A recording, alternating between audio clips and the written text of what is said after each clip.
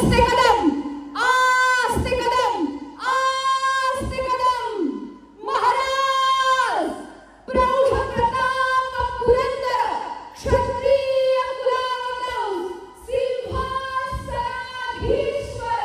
राजाधिराज योगीराज श्रीमंत श्री श्री श्री छत्रपती शिवाजी महाराज की, छत्रपती संभाजी महाराज की, पार्वती पते हर हर.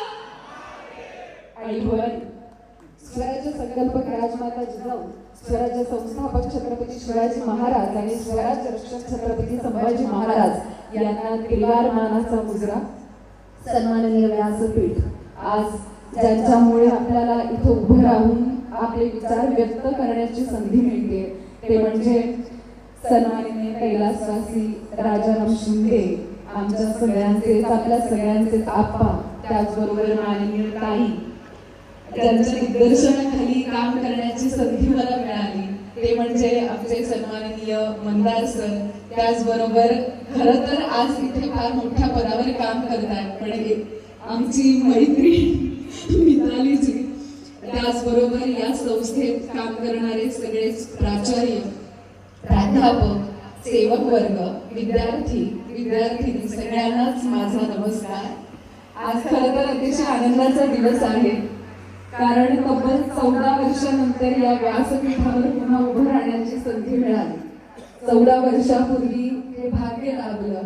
खरं तर आता माझी ओळख करून देताना त्यांनी व्यावसायिक नाटक आधी बसू मग बोलू याचा उल्लेख केला, पण खरं सांगते माझं व्यावसायिक पदार्पण जर कुठे झालं असेल तर महाराष्ट्राचं चांगलं या नाटकामध्ये जे मंदार सरांनी दिग्दर्शित केलं होतं.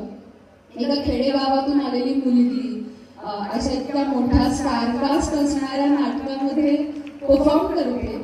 माझ्यावर त्यांनी विश्वास ठेवला आणि तोच विश्वास आज त्या दोघांनी माझ्यावर ठेवला. आणि ह्या सगळ्याच काय म्हणतात सुरुवात झाली ती चंद्रकांत काका मोरे, त्यांचे आज नाव घेणं फार गरजेचं आहे. या संस्थेत आल्यानंतर मी थोडीशी संस्थेची माहिती घेण्याचा प्रयत्न केला. एखादी शिक्षण संस्था उभी करणं खरं तर त्यासाठी वाघाचं काळीच लागतं. मला असं वाटतं की आप्पांनी हे सगळं साम्राज्य उभं केलं कारण ते काळीच त्यांच्याकडेच होतं. आज मंदार सर, मिताली ज्या पद्धतीने हे सगळं काळीच्या आशीर्वादाने पुढे घेऊन जात आहे, हे खरं तर आप्पांच्यातलं नेतृत्व कौशल्य कुठेतरी पुढच्या पिढीपर्यंत आलेलं आहे. ही फार जमेची बाजू आहे असंही मला वाटतं.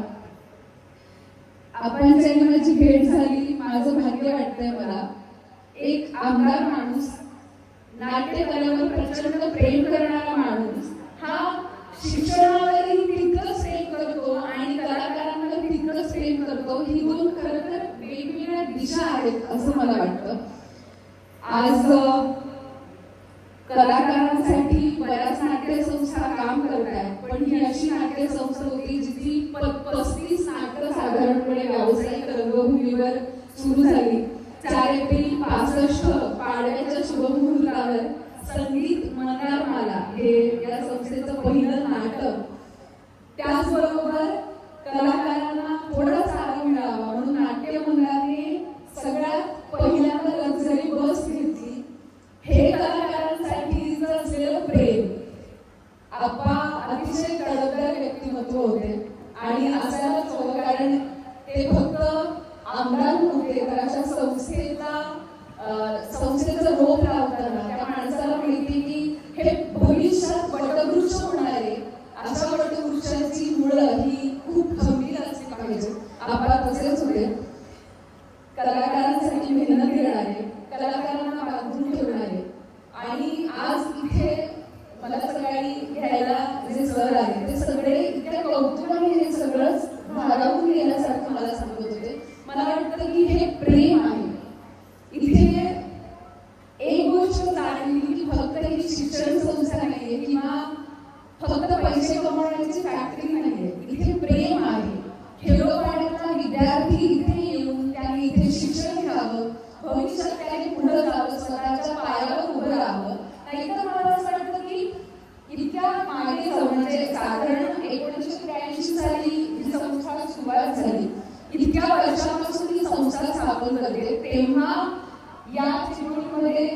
शिक्षणाची पायमुळं रोवली गेली.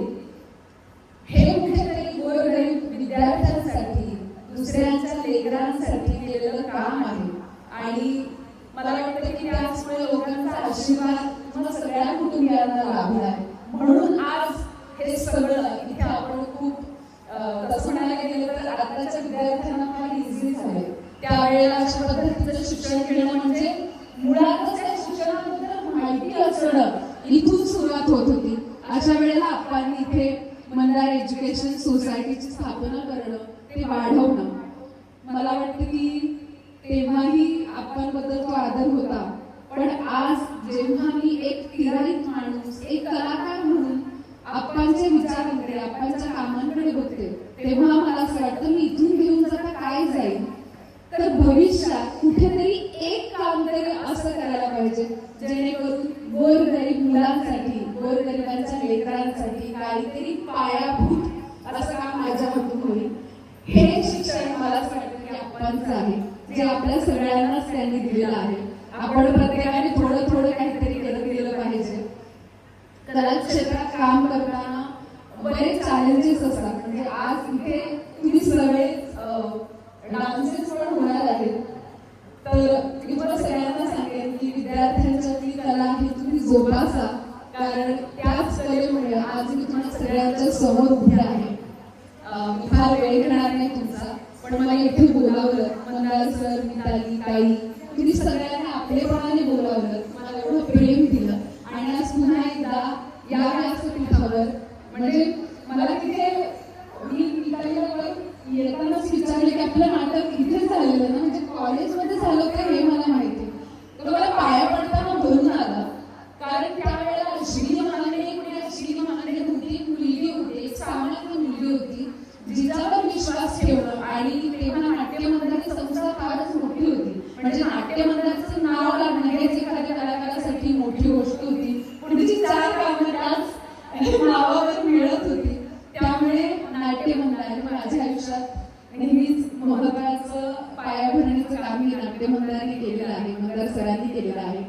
मला इथे बोलावलं, इतका मान सन्मान दिला, प्रेम दिलं, तुमच्या कुटुंबातली एक असल्यासारखं मला आज दिवसभरात इथे वागणूक मिळाली. त्यामुळे मी खरंच भारावून गेले, मनापासून आभार मानते. भाषणात काही चुकला असेल तर तो पोटात घालावी माझी चूक. आणि तुम्हाला सगळ्यांना प्रेम, मुलांना, त्यांच्या आई वडिलांना, मुलांसाठी प्रचंड कष्ट करतात. मुलांनी एकच विनंती करेन, आई वडिलांचं स्वप्न पूर्ण करणं हीच आपली सगळ्यात महत्त्वाची जबाबदारी असली पाहिजे. जय जिजाऊ, जय शिवराय, जय शंभूराज.